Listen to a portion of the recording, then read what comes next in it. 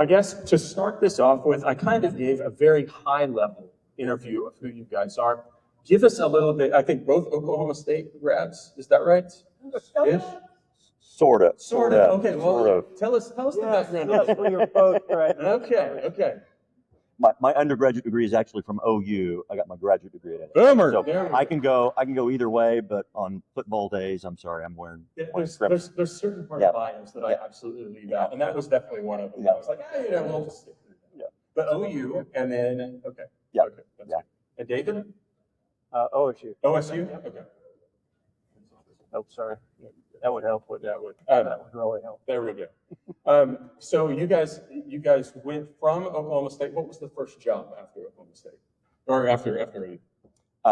So I actually went to work for a company called Seagate Technology here in Oklahoma. That was here at one point in time. Seagate was the third largest private employer in Oklahoma, and I started there as an engineer. Did that for a few years. Had a couple of other startups that I worked with, but that's how I got started. Very nice. Born and raised.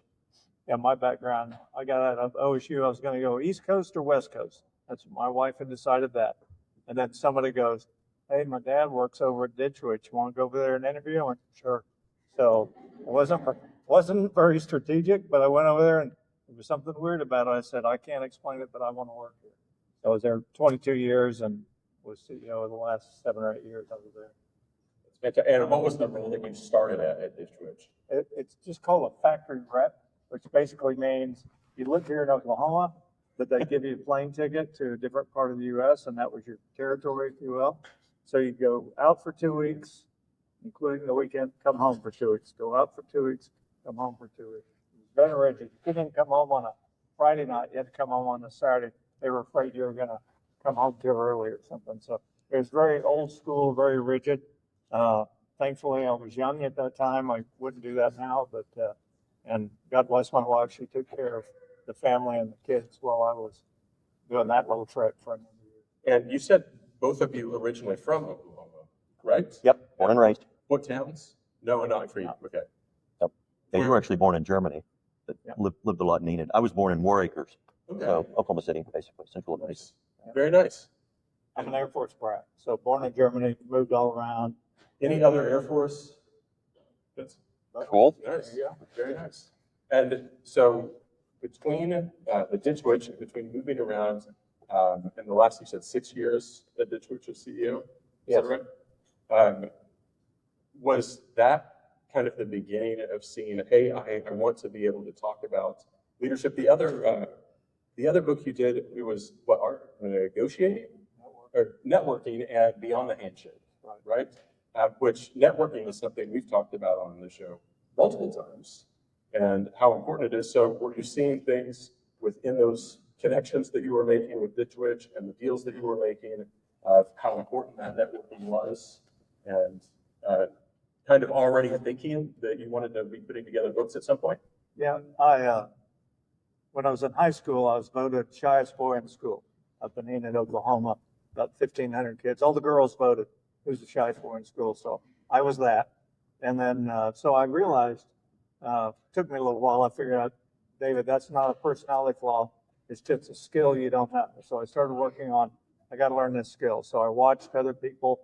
I still watch people in a crowd, who does what, how do they gain conversations. And so I started working on it. And over the years, I got decent at it, where somebody goes, "Hey, would you come speak to our group about that?" I'm like, "Sure." I'm very off, kind of like this thing. You just ask and I go, "Sure." Anyway, I did that for a few years, and finally goes, "You got to write a book." So that's where the book came from. But I think the reason it's important is because I like that story in particular, because to me it tells you that if you're not good at something, don't view it as a personality flaw. View it as like, that's a skill I need to go learn, right? And so as you go through the day and all these great speakers you're going to have, if there's something you're uncomfortable with, just like, okay, if you want, you say, I want to learn that skill, whatever that may be. And that's still serving me pretty well to this day. That's really great. And then what was the point that brought you two kind of together? So I was, as I moved up in my career, I was an engineer for about 15 years, and then started moving up into leadership and management roles. And immediately before joining Magellan, I was with MD Building Products. Remember with the big yellow and black caulking tube on 235? That was my world for several years. Extension South Bridge, right? Yeah, that's exactly right. Okay. And I was running all operations there. And one of our board members was also on the board of Ditch Witch. And so he introduced us, 5 years before we ever started working together. And so we had known each other. And then when I left MD and was just doing some consulting on my own, we actually intersected on a client, and that was 18 years ago now. And so we're like an old married couple in a lot of ways, right? We can finish each other's thoughts and those sorts of things. I know where all David's bodies are buried. I don't think he knows where mine are, but I know all those. But that's how we started working together. It was just sort of really coincidental. That's fantastic. And was that with Magellan in mind of this is what we want to do in the future, or was it we just started working together and we just? Yeah, it was interesting. It's interesting kind of how that all evolved. And when we first started working together, we were doing primarily strategic planning, helping organizations with strategic planning. And what we realized after doing several of those, we would help an organization with strategic planning, but we'd look at the room or the people in the room and we would think to ourselves, I'm not sure they've got the leadership to pull this off. And it almost felt in some ways like, okay, are we stealing from people that we're giving them, helping them with this stuff that they're not going to be able to execute? And so we decided, well, we'll just start moving into coaching. And so we started moving into executive coaching at that point and doing a lot of that. And then we evolved from there into doing leadership workshops and development programs and those sorts of things. And it really has just evolved over time. But it all started fundamentally with just strategic planning and the outgrowth of that. I think a key part of this was Brent and I were at a point in our careers before we left and started doing this. I think we both recognized the value of getting everybody on the same page, having great leaders. I was at Ditch Witch and we were doing $120 million a year for many, many years. When I became CEO and a team, 8 or so of us, we'd kind of grown up together.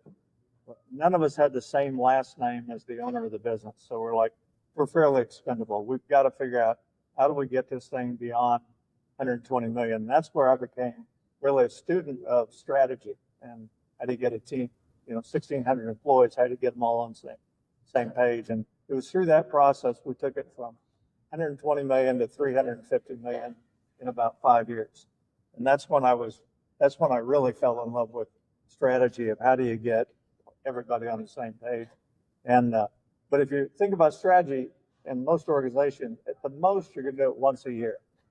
And I'm like, man, I'd love to do that every day. So that's what caused me to leave a pretty golden handcuff job and take a risk and start doing something on my own. And fortunate enough to meet my brother Brent. What I've liked about the Magellan team in the building that I currently work in, I had seen them online. I had seen the posts that both of these gentlemen had made on LinkedIn, and I really was fascinated by it. I was like, these guys are compiling a list of, or recruiting more so, some absolutely fantastic leaders from the Oklahoma City area. And I mean, absolutely fantastic. If you go on the Magellan website and you look at the people that are under kind of that Magellan umbrella, you're going to recognize many names.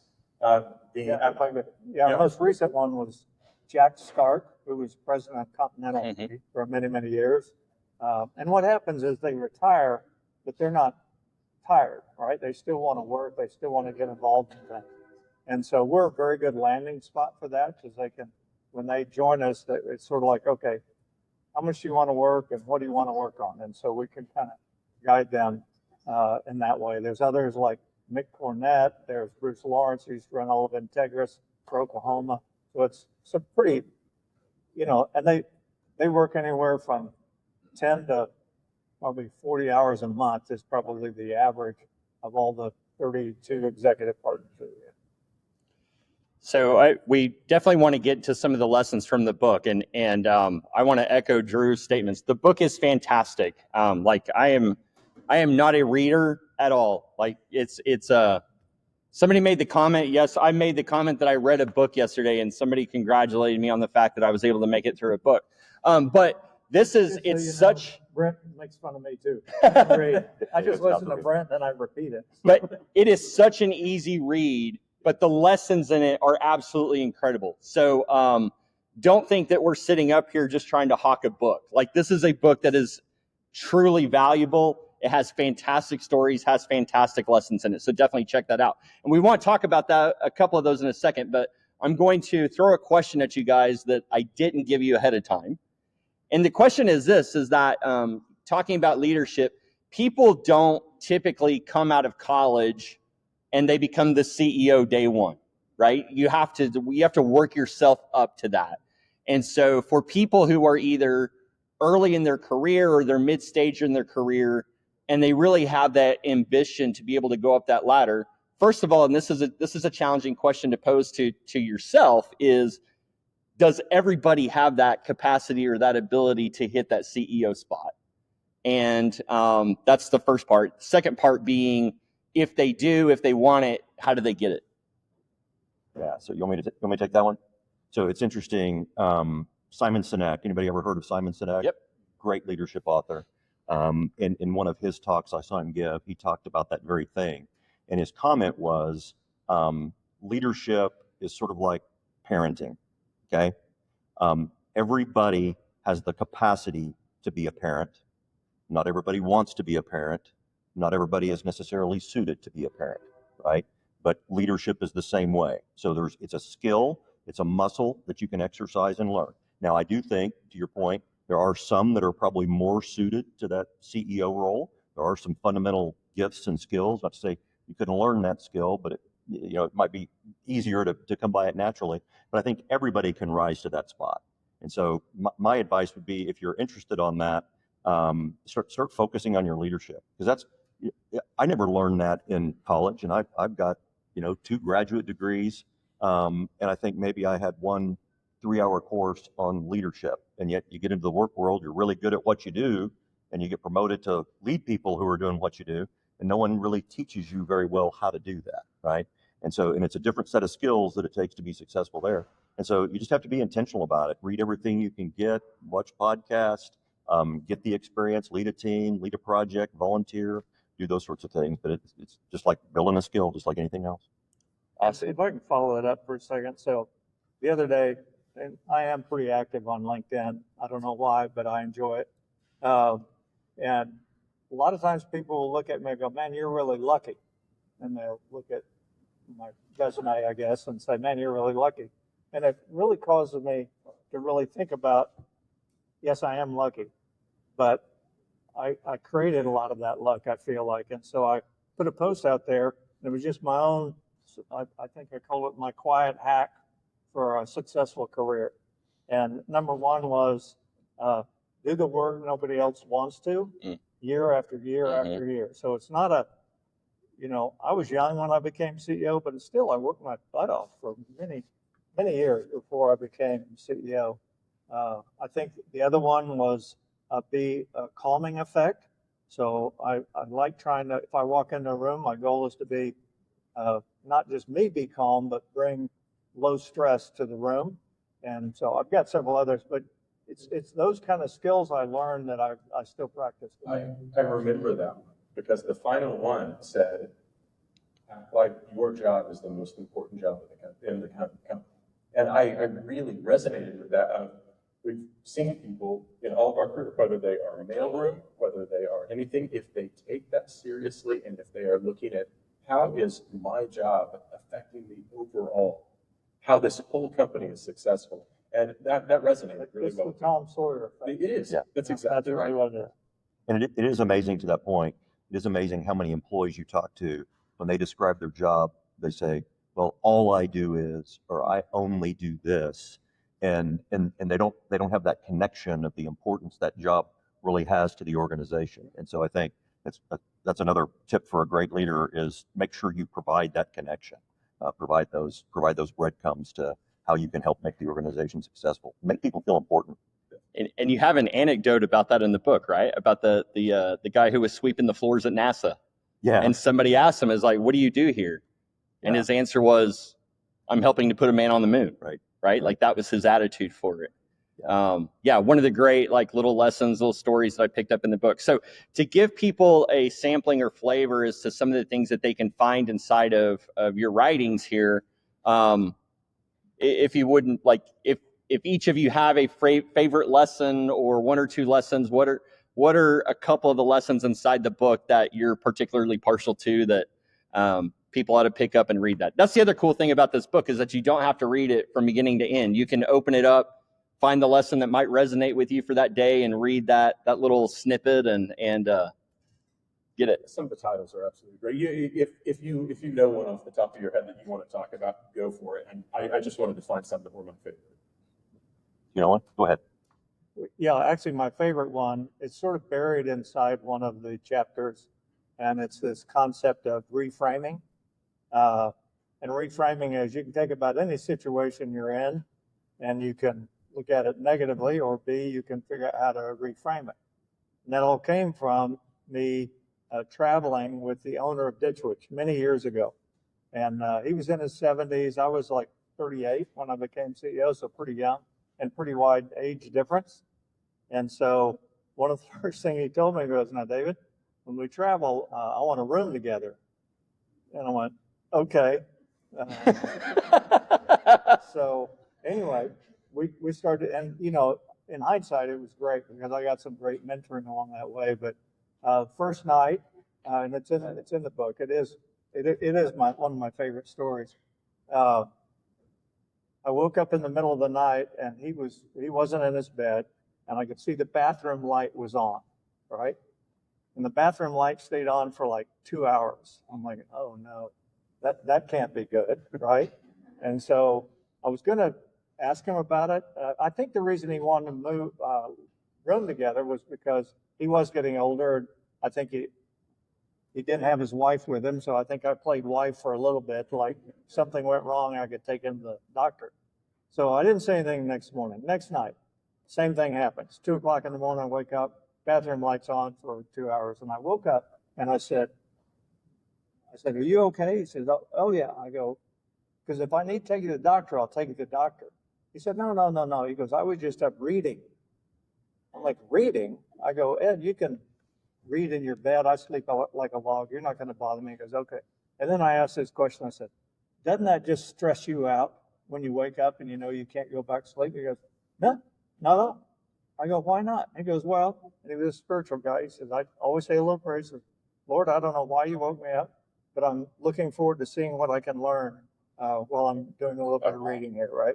And so that's called the art of framing, right? He reframed what most of us would consider negative. And that particular lesson is a lesson I still use every single day. And I probably reframe half a dozen things every day. And I'm so, as Brent calls it, my muscle memory, I exercise that muscle enough. I know how to reframe a lot of stuff, right? There's a few things that happen in my life that I can't reframe. I just don't have that skill there all the way. But I can reframe most stuff that happens. If I could just chime in on that to give you kind of a simple example of that, that I think we talk about in the book. If not, we may need to do a sequel or a version 2 or something like that. But I'm tired. You're tired.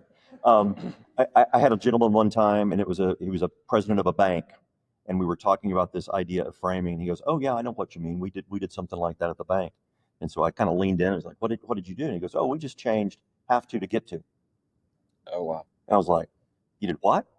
And he goes, "Yeah. So we just made it part of the culture that if anybody ever says, I have to go take my son to soccer practice, somebody else in the organization stops them and says, no, you get to take your son to soccer practice. If they say, I have to go deal with this really upset customer, someone stops them and says, no, you get to deal with that upset customer because you get an opportunity to brighten their day." And I thought that is the most simple example of framing, but probably one of the most powerful things I've ever heard. And so that whole, it doesn't have to be complex, right? But just sort of reframing something into something positive. You know, have to versus get to is one's an obligation, one's a privilege. And so, and I think that's exactly right. So just a great example of reframing. So in looking at, the crowd that we are talking to today, many leaders, many people in roles that they've been in for a long time, and they are considered subject matter experts. many people looking to advance their careers, many people that are over large teams that are working on how they can get the best out of their team. And one of the things that I think we're all seeing more in 24 and 25 and 26, mergers and acquisitions going on, right?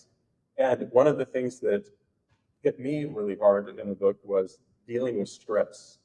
And you kind of mentioned it a little bit just a few minutes ago, but how stress, number one, affects the body, affects your thought process, and it really kind of reconfigures who you are until you can really put that into the right place to how can I deal with this? How can I make the best out of the situation? And how can I be a very thoughtful person going through the process for the betterment of the team, right?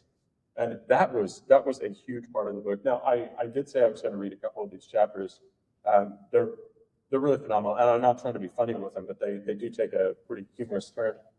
One of them called "Have You Considered Shutting Up?" Drew, have you? Not yet. Okay. I'm working. I need to reread that chapter.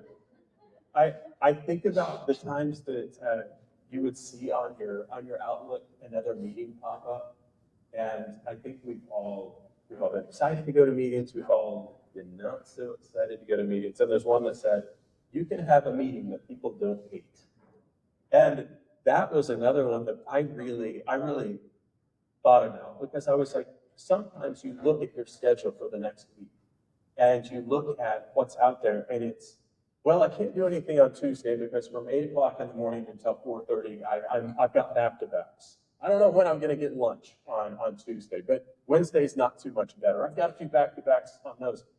Well, in looking at what David and Brent had put together of what is the importance of these meetings, who are in these meetings, how are you going to get a return on investment of that meeting? Because if you think about it, every person in here, we've got a salary. It's a high salary. You combine all of those, and even they talk about it in here, a CEO, I believe, that said, okay, we're having this hour-long meeting. I did the math, and this meeting itself is costing us X amount of dollars. Are we going to get that back by what we get out of it? And I thought that was just an absolutely really good way to go through it. Yeah. So we were able to hear David's story or lesson. Brent, what about you? What's your favorite lesson from the book? Oh gosh, I've got several. I think one of my favorites is, I can't remember exactly the title, but I think it's "Don't be in charge, be a Sherman." And I should say up front, that's not like a Sherman tank, and that's not what I'm implying. But it's a reference to one of my mentors in my career, a guy by the name of Sherman Black, when I was with Seagate. And that was my very first senior leadership promotion, working for him. And when I say senior leadership, I was now a leader in charge of other leaders, right? I wasn't just in charge of frontline employees. I was leading other leaders. And I can remember the first thing he said to me on the first day I reported to his office, and we were going to kind of talk about, the next 30 days, 60 days. And the very first thing he said to me, and he started off and he said, "Brent, you've got to know I will never promote you." And of course, at that point in time, my heart kind of, stops a little bit. But he finished and he said, "Until you've got somebody ready to take your place." Mm. And no one had ever framed that to me before. Yeah. Every other leadership position I had, the expectation is, okay, well, this department, this group has this outcome that you've got to create. There's this mission. You got to get these results. And I thought that was my entire job as a leader, was to achieve those results. And he was the first one, and I think he was spot on. That's not your entire job as a leader, right? You've got another really, really important job, and that is to create your bench, to grow those folks under you, so that when you move up, as you will if you're doing this right, there's not a vacuum left behind you. And so that was a great lesson that I learned from him, and I think that was a really a turning point for me in my leadership career, to understand that, okay, that's a big part of my job. That's a really big part of my job. And it bears so many dividends down the road, because not everything is coming to you. You don't have to do everything. You got a strong bench that you can. That was one of the unique things that Brent and I had in common, because I'd never heard the Sherman story, but he told it one day, and I go, "Oh my gosh, that's what we did at Ditch Witch." And what I meant by that is, I would not, every leader had to have at least 2 people they were mentoring to take their place. Mm. So part of their job evaluation was, who are your two people and what have you been doing? Because I knew that when I became CEO, I was young. Everybody else was in their 50s and 60s. And I thought, my gosh, this thing's going to crater if we don't bring up the bench, right? So you have to constantly be kind of working on that. So I think Brent and I are 100% aligned that way.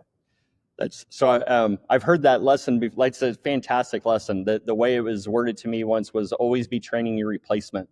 And it's applicable not just in work. I mean, if you think about it, volunteer service, church service, even in your own family, you think about your kids.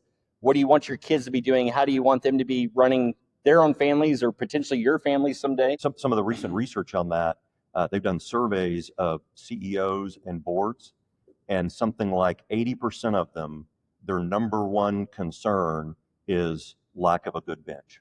Right. That if they look at what's going on in an organization, they think, I've got these people that are going to be retiring out, and I look around, there's no one there to replace them. No one there to replace them. Yeah. So it's a huge issue. Okay, I got a tough question for you. And I think at some point, everybody in the room has probably experienced this. But not every person who has been promoted to the manager position was necessarily a leader. Sometimes they were promoted because they were the oldest or they were the most tenured, but they may not have those leadership skills. Yet you may be somebody who was on that team that is now taking orders from somebody who is your manager, but is not necessarily a leader. So what advice do you have for employees or team members that may in the future be caught in that trap or are currently caught in that trap, and they're trying to figure out, how do I manage up, or how do I help this person who is my boss actually become a leader? Oh, you're stuck. I can't give you any advice for that whatsoever. It happens all the time. Yeah. Right? And not everybody, but I know our team has had a fair amount of experience trying to coach somebody that is, quite honestly, just not a great leader. So the advice I would give would be, that's a really critical conversation of leading up. It's your timing, your approach. Your approach has to be, I want you to be a great leader. That style, not you suck as a leader. You don't start there. You say, you can uncover blind spots. Don't act like they're an idiot. Say, well, you've got a couple blind spots. I mean, this is a very touchy kind of a thing. The coaching is easy because we're a third party and we can tell people what they need to hear. And we call it the Velvet 2x4. And so we do that a lot. But if you're trying to lead up to somebody, Brent and I were side by side, but trust me, we will talk to each other about stuff that each of us needs to hear, right? And then for a second it hurts, and then you realize he's doing that because he loves me, and so I need to know that, right? So, yeah. But there are leaders that, I had a leader one time who was the head of engineering, and he was actually a really great guy, but he was not a good head of engineering, right? And so thankfully, this is what you want. He came to me and he said, I need you to demote me. He says, I can tell where you're going with this thing. He goes, I'm not sure I'm the right guy.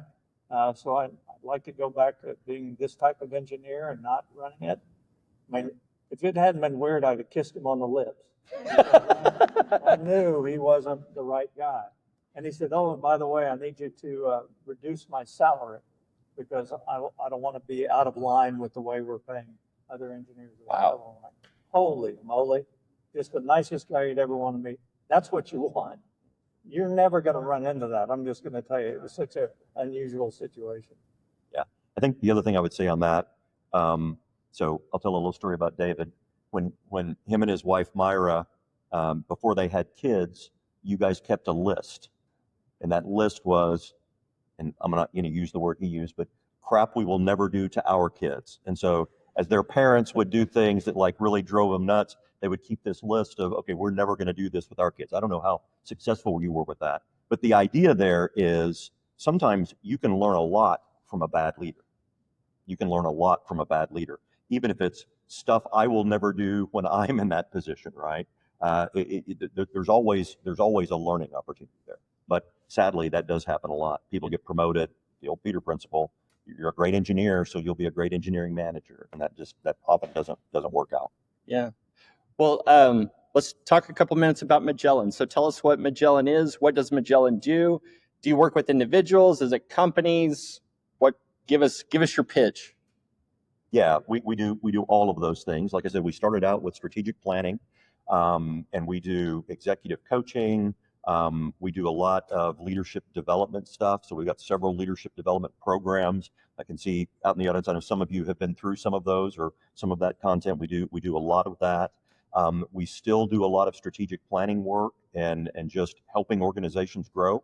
Our mantra for many years has been we want to grow leaders worth following and build organizations that thrive. So we do, at any point in time, we're probably coaching about 100 leaders across the United States. Like you had mentioned, we've got a team of about 32 executive partners, all of whom are former CEOs, COOs, C-suite business owners, have run large things that maybe you're retired or want a little side hustle. They've got all this wisdom in their head that they want to give back. And so we give them that outlet to be able to give back either through working with organizations or whatever. So anything that an organization needs to help it grow. About probably two-thirds of our work is with for-profit organizations. About a third roughly is with nonprofits. So it goes. Most businesses, most leaders, people their worlds are complex. And so one of the things that and by the way, the 32 people that have been mentioned here, it was not that way up until about 10 years ago. For many, many years, it was just the Brent and David show. And I realized, crap, I'm going to age out of this thing and the company's just going to die on the vine. Or B, we can start finding a way to grow it. And Brent and I had learned over the years that because of our prior positions, that we felt pretty comfortable talking eye to eye with another CEO, business owner, whatever that may be. So we're like, okay, if we're going to add people, let's add people that have similar kinds of positions. And so we're just a really good landing spot. And so people are like, oh, that's easy. I can just come and literally the next day they can start being a good coach for somebody. But the main point of that is they have that skill of taking the complexity out of somebody's world, out of a company's world, whatever, and simplifying.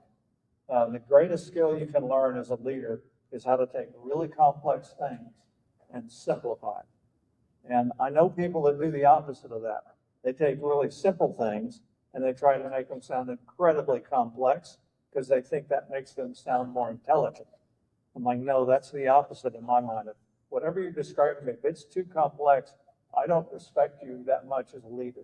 I want you to tell me so I can literally figure it out quick and I can take action on it pretty quick because you've simplified it. I know what I need to go do. Speaking to all of the Magellan people that I've met and that I know and that I have passed with, all people that are so highly just revered in the community and in leadership positions and have a huge, and I think this speaks to everybody, have a huge passion for continuing and growing community and continuing and growing, making Oklahoma City and beyond, obviously, such a wonderful place. And so I really am a huge fan of Magellan and what they have done.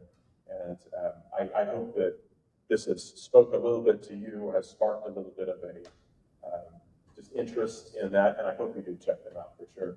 Are we at a time where we need questions? Yeah. Okay. Yeah, let's take some questions. You may have heard about them. The Real Deal Landman slap bracelet. Yes, it's right here in my hand. If you ask a question, you get one of these slap bracelets. Now, what does this slap bracelet do for you? Aside from just automatically a fashion statement. It's one of the best in the industry, I've been told.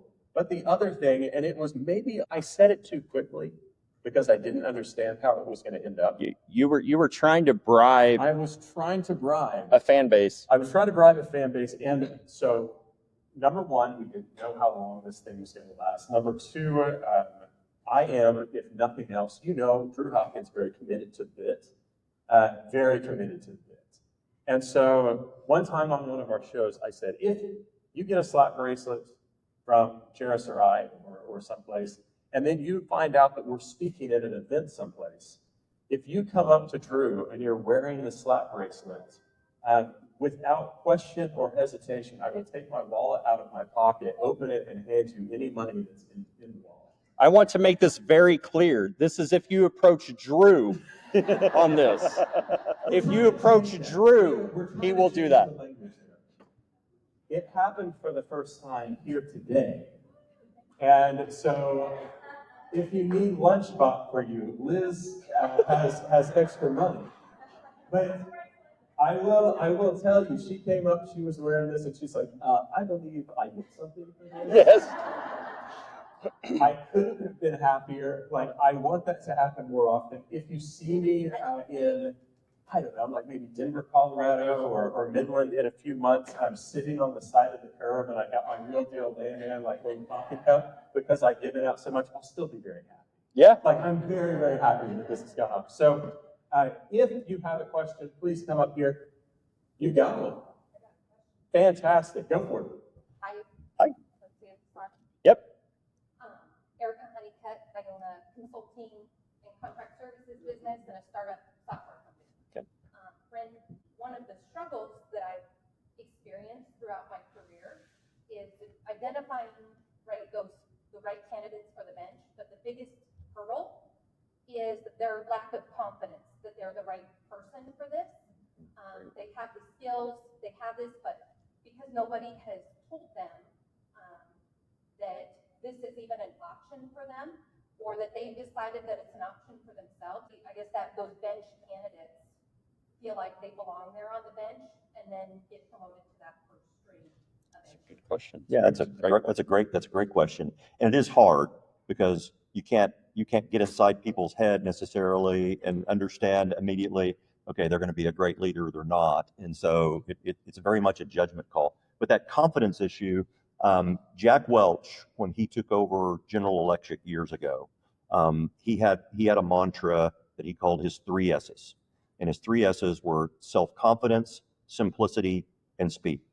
And the idea is, if you don't have a self-confident employee, that person is not going to show initiative. They're not going to step up. They're not going to, question a bad decision, those sorts of things.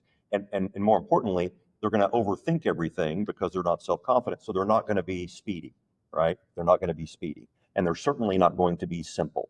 And so I think you hit on a great point. And the good news is, as leaders, I think we're in a unique position to really help build people's self-confidence.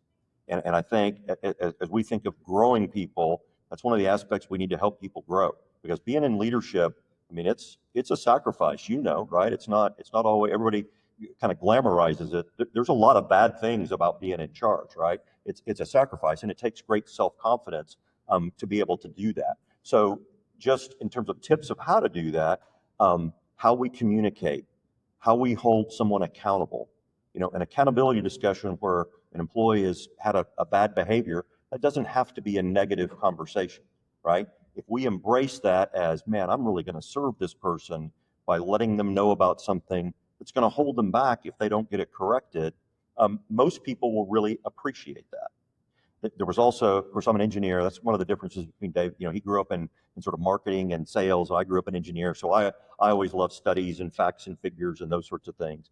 And they've done studies of communication in organizations. And what they found was when they studied teams, the highest performing teams, the ratio of positive to negative communication is about 6 to 1.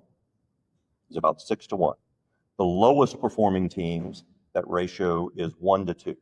So twice as many negative comments on why did you do this, why did you do that, as opposed to positive comments.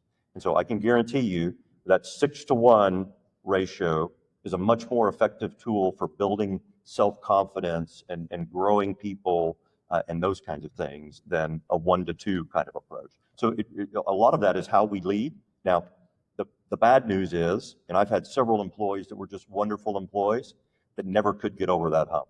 And so we're not in 100% control of that because there's a lot of factors that go into a person's self-confidence, right? But certainly as leaders, I think that's one of those areas where we should view part of our job as, man, I gotta get that into my team's veins. I gotta inject that into them every day.